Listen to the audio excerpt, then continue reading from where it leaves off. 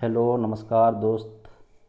प्राचीन भारत का जो इतिहास है उससे मुझे कैसे जानकारी मिलता है, उसके लिए चार स्रोत है। प्राचीन भारत इतिहास का जो स्रोत है वो चार हैं।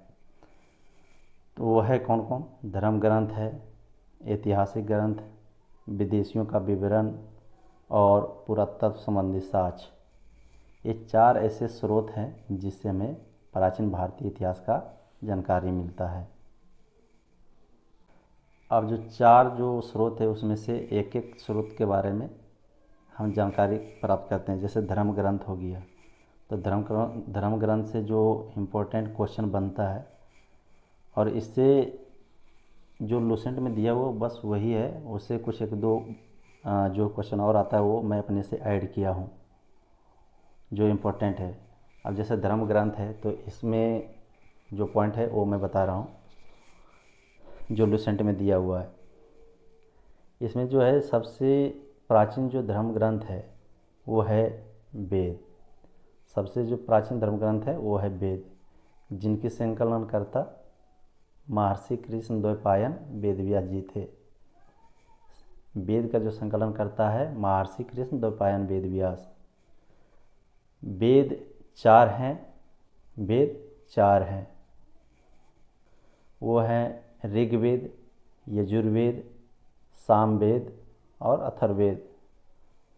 चार वेद कौन है? ऋग्वेद, यजुर्वेद, सामवेद और अथर्ववेद। इस चारों वेदों को संहिता बोला जाता है, संहिता कहा जाता है। संहिता का मतलब होता है संकलन, संकलन या संग्रह। ऋग्वेद एक्चुअली है क्या? ये है ऋचाओं के क्रमबद्ध ज्ञान के संग्रह है। ऋग्वेद क्या है? ये ऋचाओं के क्रमबद्ध ज्ञान के संग्रह है। जो सर्वाधिक प्राचीन रचना है वो ऋग्वेद में ही मिलता है। ये सर्वाधिक प्राचीन रचना जो है किस वेद में मिलता है? वो ऋग्वेद में मिलता है। ऋग्वेद को जो पढ़ने वाले पुरोहित होते थे उनको होत्री बोला जाता था। जो ऋग्वेद में जो पुरोहित होते थे, मान लो पंडित जी पढ़ने वाले, उनको होत्री बोला जाता था। हर वेद का एक अपना उपवेद होता है।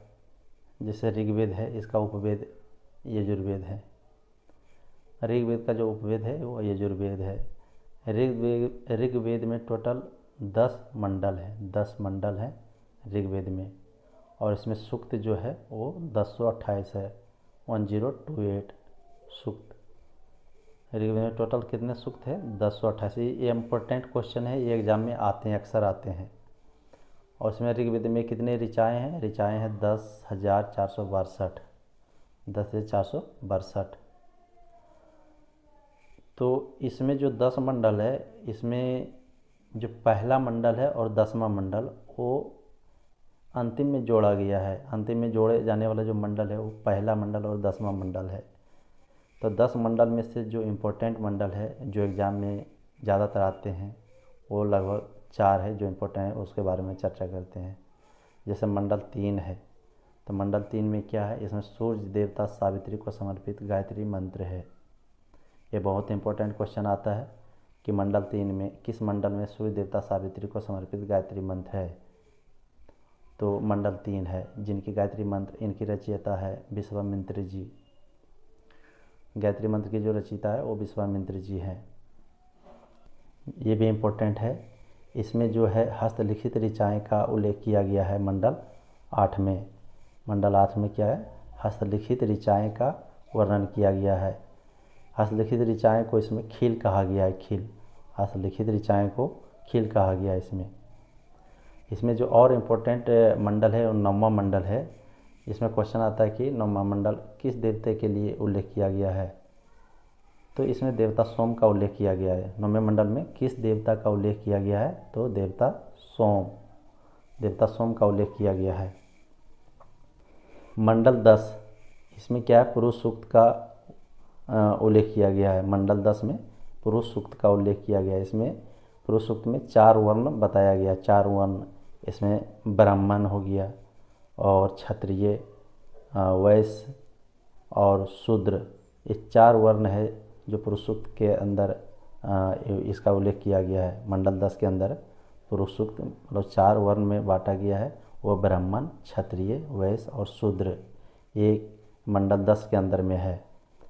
ये कहा गया है कि ब्रह्मा के मुख से जिनका उत्पन्न हुआ वो ब्राह्मण कहलाया, भुजाओं से जिनका उत्पत्ति हुई है वो क्षत्रिय कहलाया, और जो जंघाओं से वो वैश्य कहलाया, और जो चरणों से जिनका उत्पत्ति हुआ वो शूद्र कहलाया।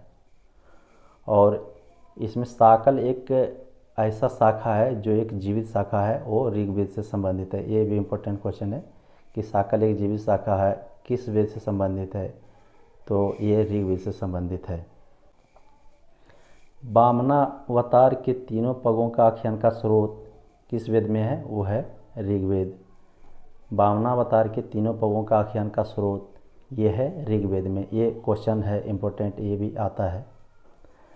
और इसमें जो सबसे ज़्यादा इम्पोर्टेंट क्वेश्चन है ऋग्वेद में, एक ये भी है, ऋग्वेद में प्रयुक्त अधीन शब्द किस पशु के लिए किया गया है, वो गाय के लिए किया गया है। अधन्य शब्द जो है गाय के लिए किया गया है। तो ये इम्पोर्टेंट है एग्जाम के व्यू से। और ये है इंद्र के लिए कितनी ऋचाएँ का उल्लेख किया गया है, तो ये है 250। 250 जो है ऋग्वेद में इंद्र के लिए उल्लेख किया गया है, और अग्नि के लिए 200।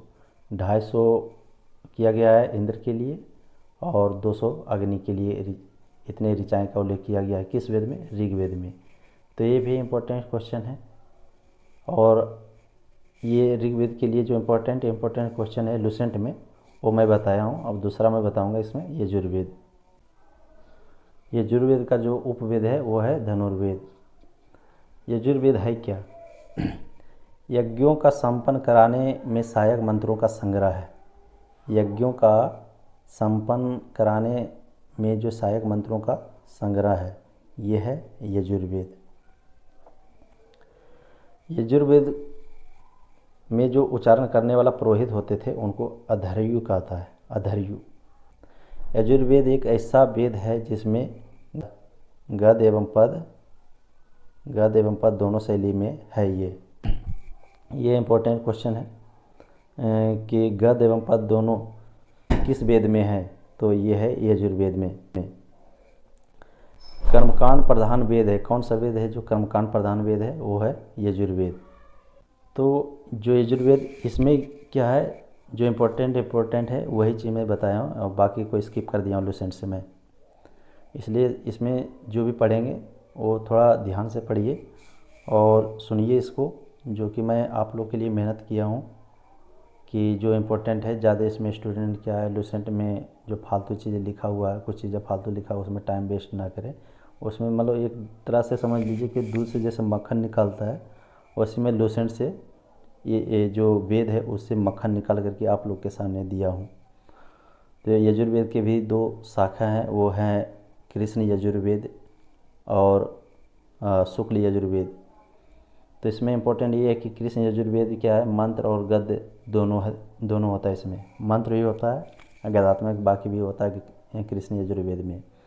और शुक्ल जो यजुर्वेद है इसमें केवल मंत्र होता है। तो ये चीज़ ध्यान रखिए कि कृष्ण यजुर्वेद में मंत्र और गद्यात्मक दोनों होता है, और शुक्ल यजुर्वेद में केवल मंत्र होता है। कृष्ण यजुर्वेद का भी 4 शाखा है जो उतना इम्पोर्टेंट नहीं एग्जाम के व्यू से, लेकिन एक ऐसी जानकारी के पर्पज़ से दे दिया हूँ। जैसे तैत्तिरीय हो गया, काठक हो गया, मैत्रेयानी हो गया और कपिस्थल हो गया। ये 4 है जो कृष्ण यजुर्वेद का शाखा है। और जो शुक्ल यजुर्वेद का इसका भी 2 शाखा है, वो है मादिंदिन और कानो। सामवेद है जो तीसरा वेद है, वो सामवेद है। सामवेद का अर्थ होता है, साम का अर्थ होता है संगीत या गान होता है। साम का जो अर्थ होता है वो संगीत या गान होता है। इसका भी एक उपवेद है, गंधर्व वेद है जो उपवेद है इसका सामवेद का, क्योंकि हर वेद का एक अपना एक उपवेद होता है। जैसे गरा हम लोग पढ़ते हैं, गरा का भी उपगरा होता है। पृथ्वी जैसे गरा है, इसका उपगरा चंद्रमा है।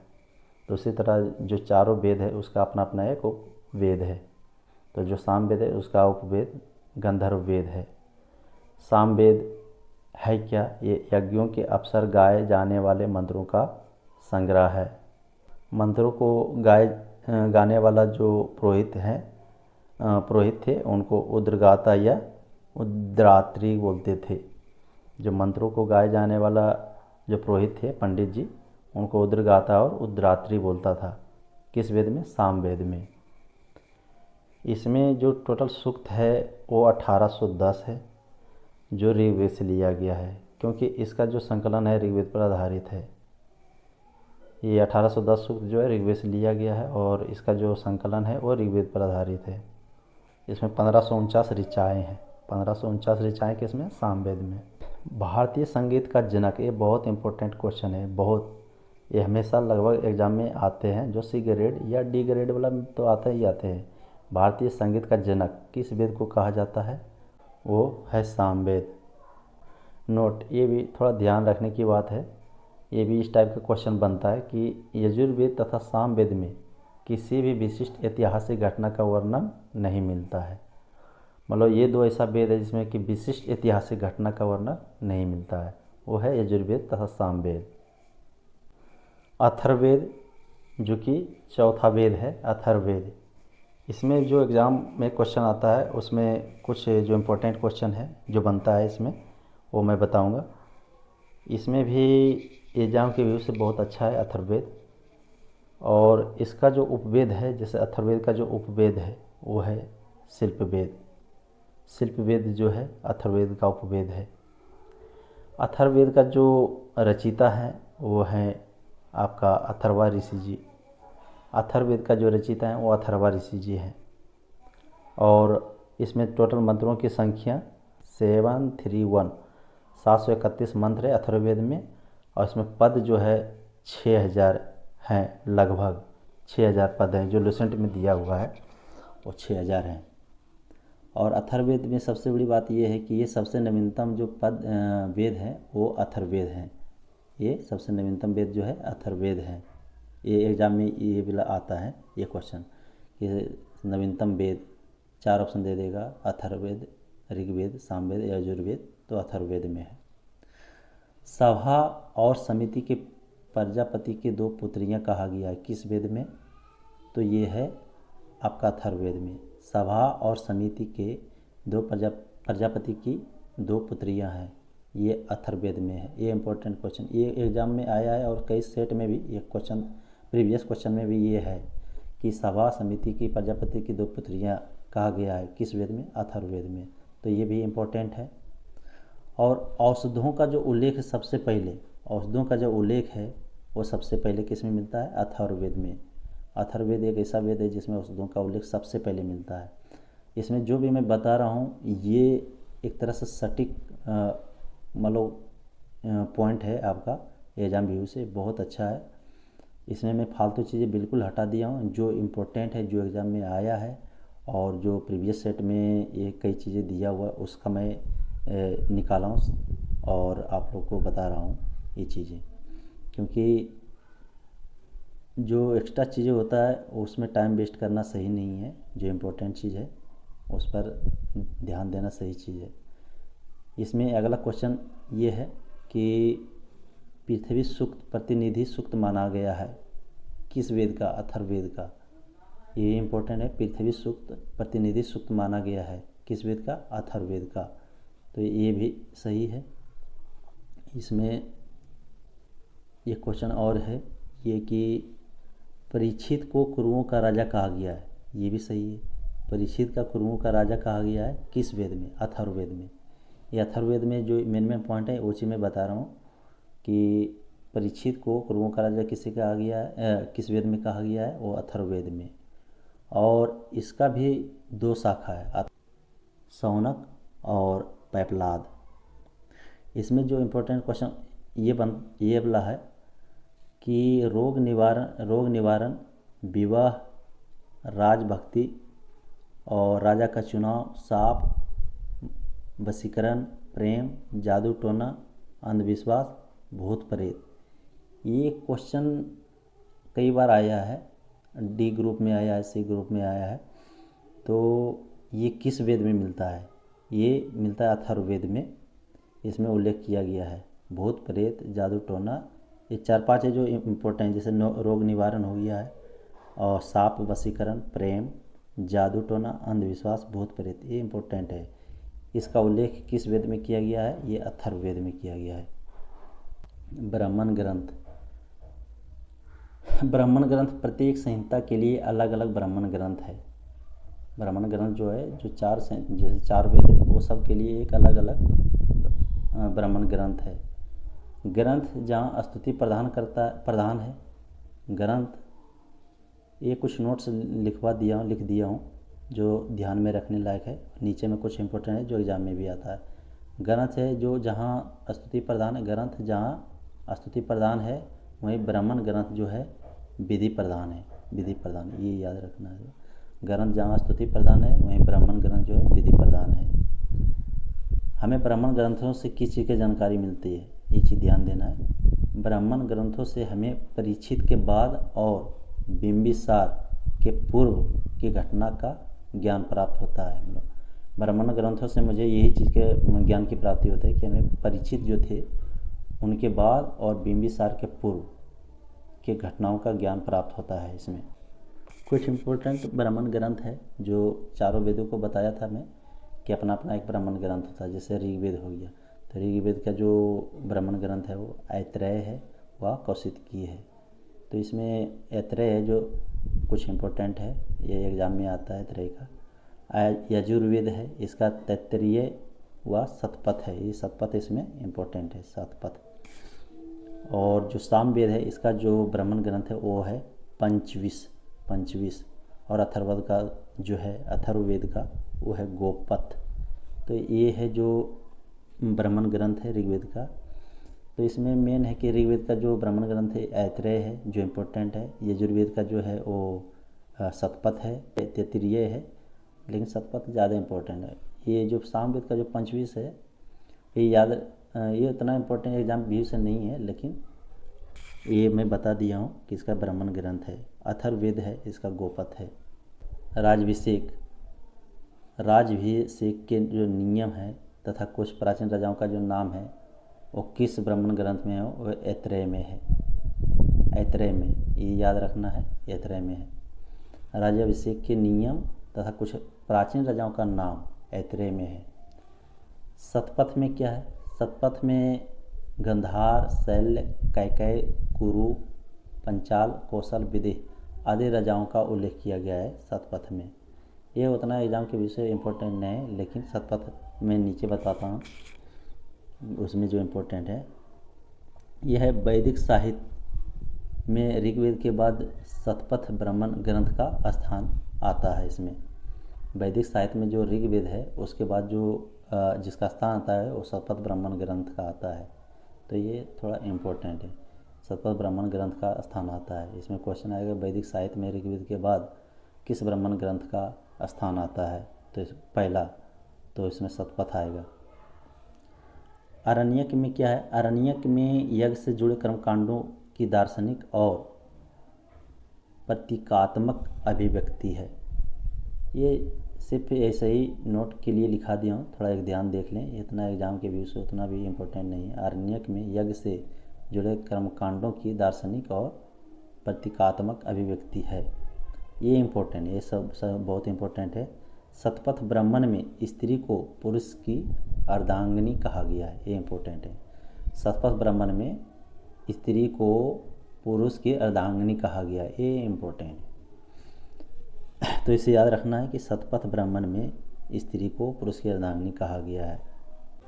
स्त्री की सर्वाधिक गिरी हुई स्थिति मैत्रेयनी संहिता से प्राप्त होती है। इसमें जुआ और शराब की भांति स्त्री को पुरुष का तीसरा मुख्य दोष बताया गया है, तो ये भी इम्पोर्टेंट है। स्त्री की सर्वाधिक गिरी हुई स्थिति मैत्रेयनी संहिता से प्राप्त होती है। इसमें जुआ और शराब की भांति स्त्री को पुरुष का तीसरा मुख्य बताया गया है।